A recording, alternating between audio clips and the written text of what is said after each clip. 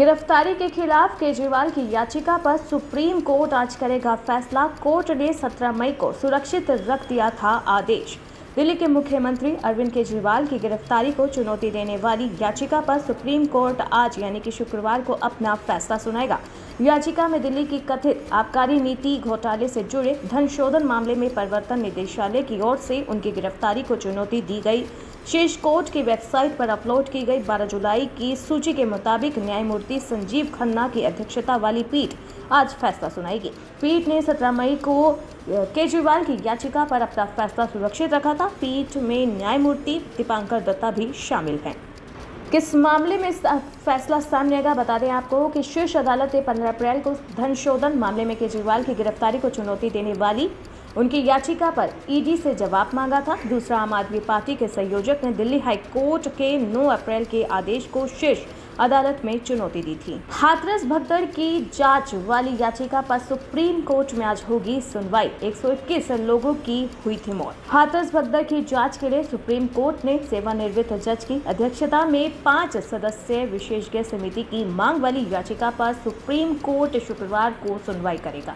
2 जुलाई को हुई भगदड़ में 121 लोगों की मौत हुई थी। सीजेआई जस्टिस डीवाईडी चंद्रचूड़, जस्टिस जेबी पारदीवाला और जस्टिस मनोज मिश्रा की पीठ 12 जुलाई को इस पर सुनवाई करेगी। अधिवक्ता विशाल तिवारी ने याचिका में उत्तर प्रदेश सरकार को घटना पर स्थिति रिपोर्ट प्रस्तुत करने और अधिकारियों कर्मचारियों व अन्य के खिलाफ उनकी लापरवाही के लिए कानूनी कार्रवाई शुरू करने के निर्देश देने की भी मांग की है। साथ ही राज्य को किसी भी धार्मिक या अन्य आयोजन में जनता की सुरक्षा के लिए भगदड़ या अन्य घटनाओं को रोकने के दिशा निर्देश जारी करने के निर्देश देने की भी मांग की है। बता दें कि हाथरस के सिकंदराव के फुलराई मुलवाड़ी गांव में 2 जुलाई मंगलवार को साकार विश्व हरि बाबा उर्फ भोले बाबा का सत्संग शुरू हुआ। सत्संग में 80,000 लोगों की अनुमति के बावजूद करीब 2.5 लाख से अधिक जुड़े। बाबा के सत्संग समाप्ति की घोषणा के साथ ही बाबा की प्राइवेट आर्मी ने कार्यक्रम स्थल की सारी व्यवस्था को पूरी तरह से अपने कब्जे में ले लिया। लेकिन भीड़ को संभालने के लिए न ही बाबा की निजी आर्मी और न ही पुलिसकर्मी पर्याप्त थे, जिसके बाद वहां 121 लोगों की मौत हुई। महाराष्ट्र विधान परिषद चुनाव में क्या क्रॉस वोटिंग बिगाड़ेगी गणित? संख्या बल में कौन कितना रहेगा भारी? महाराष्ट्र में विधानसभा परिषद की 11 सीटों के लिए शुक्रवार को मतदान है। 11 सीटों के लिए 12 उम्मीदवार मैदान में हैं। वोटिंग से पहले सियासी दलों की धड़कनें बढ़ी हुई है। मतदान से पहले सभी दलों ने अपने अपने विधायकों को अलग अलग होटलों में ठहराया है। ये चुनाव काफी अहम है क्योंकि 3 महीने के अंदर राज्यों में विधानसभा के चुनाव होने हैं। जून 2022 में हुई एमएलसी चुनाव के बाद ही राज्य में चल रही तत्कालीन महाविकास आघाड़ी सरकार गिर गई थी।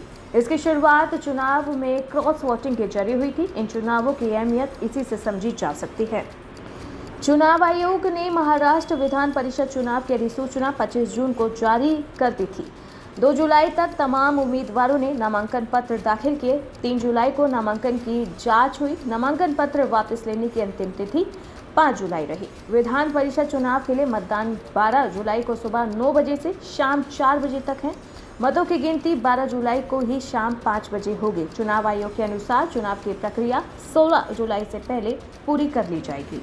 मौसम की बड़ी अपडेट। मौसम विभाग ने आज मुंबई समेत पूरे उत्तर पूर्वी भारत में भारी बारिश का अलर्ट जारी किया है। मौसम विभाग का कहना है कि अगले 2 दिनों तक अलग अलग राज्यों में भारी बारिश होगी। कोंकण और गोवा, मुंबई समेत महाराष्ट्र, तटीय कर्नाटक, गुजरात, कर्नाटक के दक्षिण में भीतरी इलाकों में 12 जुलाई से लेकर 15 जुलाई तक भारी बारिश की चेतावनी जारी की गई है। इस बारिश से बता दें कि तापमान पर भी फर्क होगा। न्यूनतम तापमान 19 डिग्री सेल्सियस दर्ज किया गया है बीते दिन का। हालांकि कई जगहों पर न्यूनतम तापमान सामान्य से ज़्यादा दर्ज हुआ। वहीं अधिकतम तापमान 42 डिग्री सेल्सियस दर्ज किया गया, जो राजस्थान के चूरू में था। अधिकतम तापमान भी सामान्य से 3 से 5 डिग्री सेल्सियस अधिक रहा है। भारतीय क्रिकेट कंट्रोल बोर्ड ने हाल ही में पूर्व भारतीय बल्लेबाज गौतम गंभीर को टीम का मुख्य कोच नियुक्त किया था। गंभीर के पदभार संभालने से पहले ही बोर्ड ने उन्हें झटका दिया है। रिपोर्ट के अनुसार गंभीर ने फील्डिंग कोच के लिए जॉइंट रोड्स का नाम प्रस्तावित किया था, जिसे बोर्ड ने स्वीकार नहीं किया है। रोड्स दुनिया के बेहतरीन फील्डर माने जाते हैं, लेकिन बीसीसीआई का मानना है कि सहायक स्टाफ भारतीय ही होना चाहिए। रोड्स और गंभीर इससे पहले IPL franchise Lucknow Super Risers के साथ काम कर चुके हैं। गंभीर इस टीम के मेंटर रह चुके हैं। हालांकि बीसीसीआई सहायक स्टाफ किसी भारतीय को ही रखना चाहता है। ये परंपरा पिछले 7 साल से जारी है और फिलहाल बोर्ड इसमें कोई बदलाव नहीं चाहता है।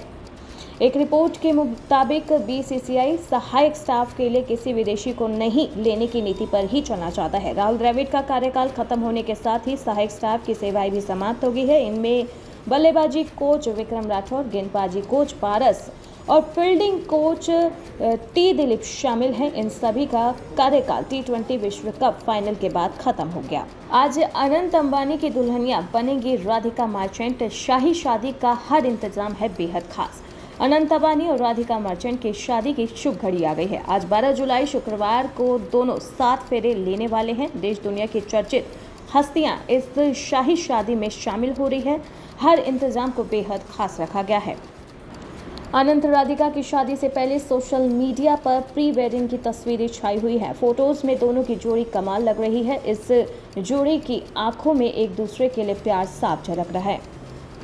अनंत अंबानी और राधिका मर्चेंट की भव्य शादी में कई बॉलीवुड सितारों के पहुंचने की उम्मीद है। शाहरुख खान, सलमान खान, रणबीर कपूर, आलिया भट्ट, दीपिका पादुकोण जैसे दिग्गज सितारे इस शादी में शिरकत कर सकते हैं। यूक्रेन की रेनी बंदरगाह पर कीव ने गुरुवार को एक विदेशी महवाहक जहाज उसको MFU को पकड़ा है। अधिकारियों के मुताबिक जहाज के क्रीमियो पारादीप से यूक्रेन के अनाज का अवैध रूप से निर्यात किया जा रहा था। जहाज के कप्तान को हिरासत में लिया गया है।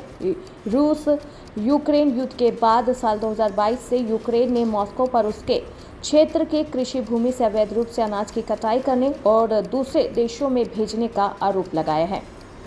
यूक्रेन के अभियोजक जनरल कार्य के मुताबिक जहाज को दक्षिण ओडेसा क्षेत्र से जब्त किया गया। जहाज के क्रीमियो में रूसी काला सागर के 9 सैनिक केंद्र के जरिए कृषि उत्पादों का निर्यात कर रहे थे।